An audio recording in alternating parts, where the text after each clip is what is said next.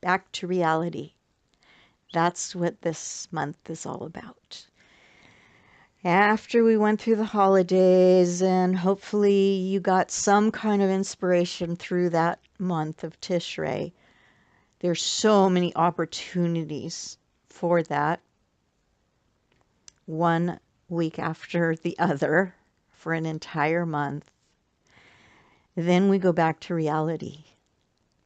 We're in a month where there's no holidays at all. It's really the only month in the whole year where we don't have any holidays.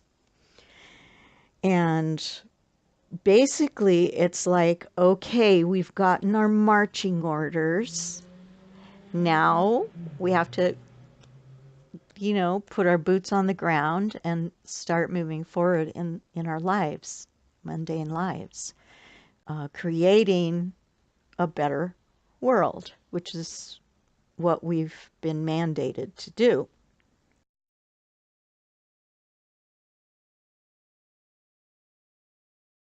We start this month reading the first book of the Torah. Okay, it actually started last week, the last week of Tishrei. We started reading Bereshit, which is Genesis. Bereshit means in the beginning. It's the first word of the Torah, in the beginning. And it's like the plot is laid out. Man was created, and then the fall and all the troubles. And until Noah.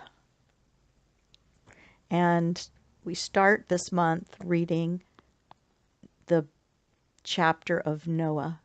Noah, it's called. So what's so interesting to me about this coming up during this month where we're like boots on the ground, marching orders, ready to go into our lives, is we get to see the plot and how the plot thickens and how we fit into the whole dynamic of the family of man. I told you once this story, but I love it and I'm going to tell it again. The rabbi's father, Manas Friedman, shared once that he was on a plane, flying across country, and he ends up sitting next to what he could tell was a Bible thumper, okay, like a born-again Christian with his Bible on his lap and, the whole thing. And he could see that this guy's eyeing him. And of course, Manas has got his beard and his yarmulke and, looks the part.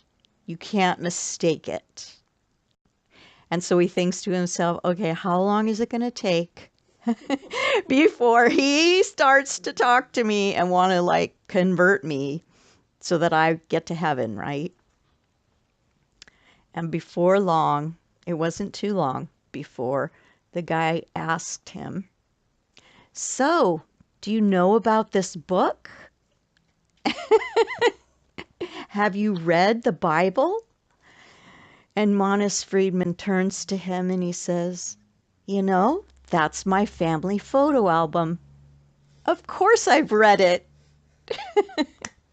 So I love that story. And that's kind of where we're at. It's like, this is our family photo album. Now we're pulling out all the different players. And what do we learn about our history and the history of mankind and where we're headed?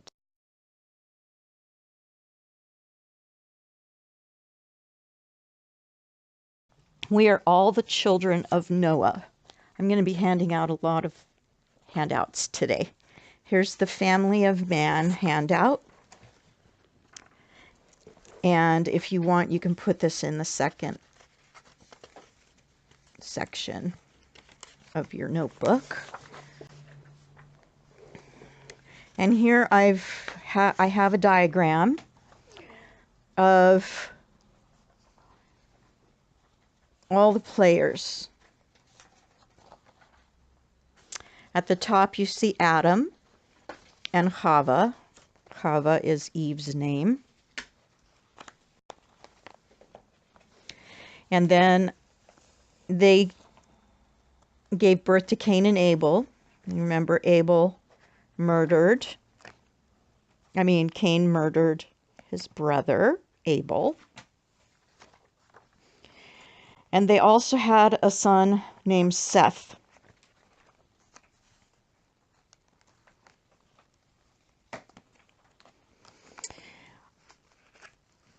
So Enosh was Seth's child, and then Enoch came out of, so the line of Seth all the way to goes all the way through to Noah. Whereas the line of Cain goes in a different direction, the ancestral line. And so what we look at is it ends up that all of the Cain's children die in the flood, and Seth's ancestral line continues through Noah. Now Noah and Nama had three children, Shem, Ham, and Japheth. And so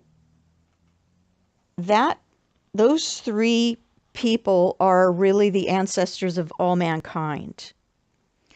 Noah is the father of all mankind. You know the word goyim? A goy, it means a nation. Okay, so these are the three nations that then get divided up. Shem ends up becoming the father of the Jews, the Semites.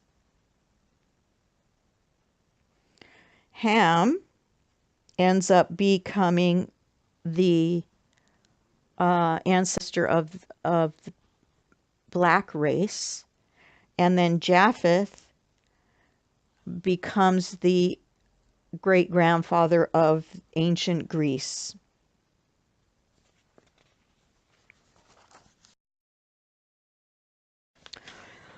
Why is this important? This is important because in the Jewish religion, in the tradition, each nation has its role. Okay, so each nation is chosen for a different reason, a different purpose.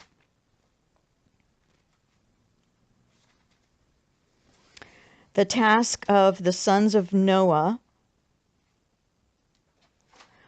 were given out in the Torah through the 7 Noahide laws, and basically they cover what it means to create a civilized, inhabitable, welcoming world to spirit. And the sons of Jacob are singled out for the spiritual task of bringing the awareness of the divine to the world.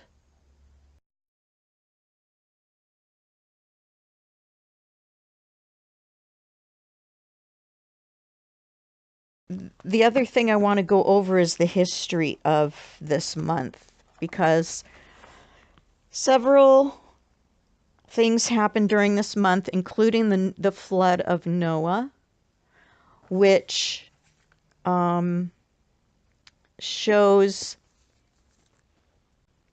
that this month is about flooding the earth with new growth and new potential,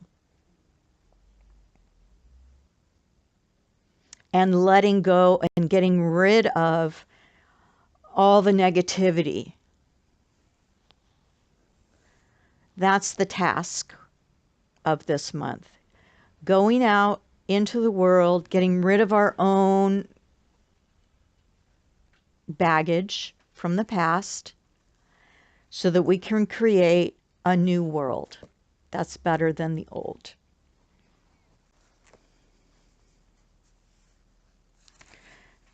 There's been a lot of destruction during this month. For example, on Cheshvan the 15th was Kristallnacht in 1938. This is called the Night of the Broken Glass. And 91 Jews were killed and 20,000 others were deported to concentration camps. 267 synagogues were destroyed. 7,500 Jewish businesses were vandalized. Of course, the cemeteries, hospitals, schools, homes, while police and firefighters stood by and watched. Cheshvan the 12th, we had the assassination of Yitzhak Rabin, the Prime Minister of Israel, in 1995.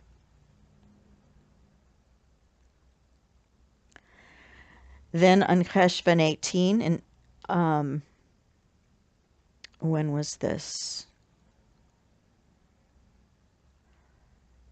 In 1990, Meir Kahane was assassinated.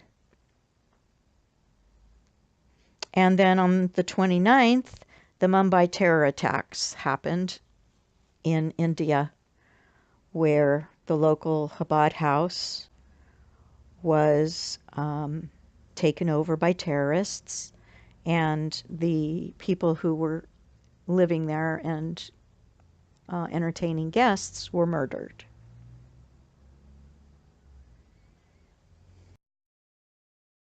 Cheshvan is sometimes called Mar Cheshvan, which Mar means both bitterness and raindrop. So it helps us to remember that whatever happens during Cheshvan and in our lives, even though it feels bitter, is also nourishing, like a raindrop. And that's why we try to say, or there's a custom in Judaism to say something is bitter rather than bad, because like medicine can be bitter, it can also heal you and help you.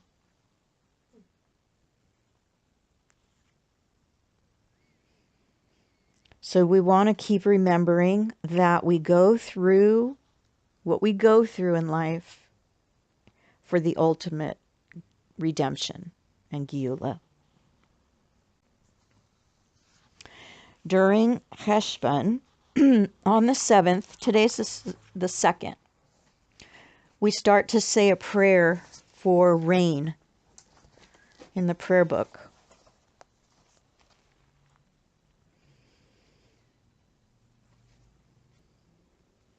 And I wanted to hand out to you Parshas Noah, just one page, 2 pages from Parshas Noah, to show you the 7 Noahide laws and the chronology from Adam to Jacob. But on the 2nd page is the blessing for when you see a rainbow, because we will be seeing now the rain is going to start. We're going to see a rainbow.